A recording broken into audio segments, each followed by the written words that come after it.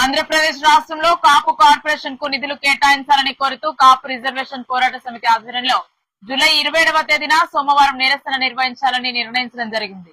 అదేవిధంగా కాకినాడ జిల్లాకు స్వర్గీయ డాక్టర్ ముద్రగడ పద్మనాభం జిల్లాగా నామకరణం చేయాలని కాపు రిజర్వేషన్ పోరాట సమితి మరోవైపు ప్రధానంగా డిమాండ్ చేస్తుంది. ఈ నేపథ్యంలో కేఆర్పీఎస్ డిమాండ్లకు సంబంధించి జూలై 27వ తేదీన సోమవారం ఉదయం 11 గంటలకు విశాఖపట్నం జీవీఎంసీ గాంధీ ఎదురుగా నిరసన నిర్వహించాలని నిర్ణయించాలని కేఆర్పీఎస్ రాష్ట్ర నేత జేటీ రామారావు తెలియజేశారు. కాపు, తెలగ, బలిజ, ఒంటరి కులాల సంక్షేమం కోసం కాపు కార్పొరేషన్ కి నిధులు, విదేశీ విద్య, కాపు భవనాలు, అన్యక్రాంతమవుతున్న కాపు కళ్యాణ మండపాలకు కేటాయించిన భూములు, కాపులకు రక్షణ చట్టం, చట్టపరమైన న్యాయపరమైన వాటా తదితర సమస్యలు పరిష్కరించాలని రాము డిమాండ్ చేస్తున్నట్లు ఆయన పేర్కొన్నారు. ఈ కార్యక్రమంలో ప్రింట్, ఎలక్ట్రానిక్, సోషల్ మీడియా మిత్రులు, కాపు నాయకులు, కార్యకర్తలు పాల్గొనాలని, దీన్ని విజయవంతం చేయాలని ఏపీ ప్రజా సంఘాల జేఏసీ రాష్ట్ర అధ్యక్షులు మరియు కాపు జేఏసీ నేత లెజెండరీ లీడర్ అయిన జేటీ రామారావు పిలుపునిచ్చారు. ఇతర వివరాలకు 8919168339 నంబర్లో సంప్రదించవచ్చు. స్వార్థం లేకుండా తుది శ్వాస వరకు కాపుల హక్కుల సాధన కోసం పరితపించిన గొప్ప నాయకుడు ముద్రగడ పద్మనాభం మృతి చెందారంటే